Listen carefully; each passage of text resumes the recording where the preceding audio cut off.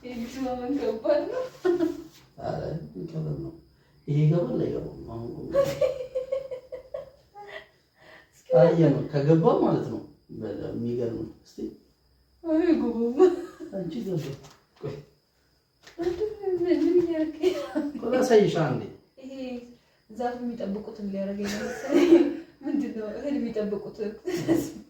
እስቲ እጅሽ ተጫውትብኝ። እንደዚህ ማለት ነው።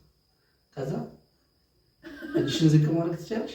እስቲ ወደዛ ያ የምሬ እኮ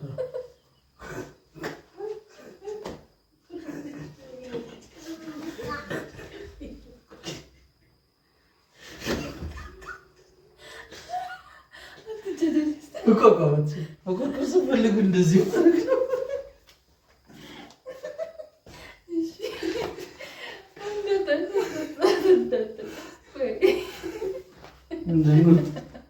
እንደዚህ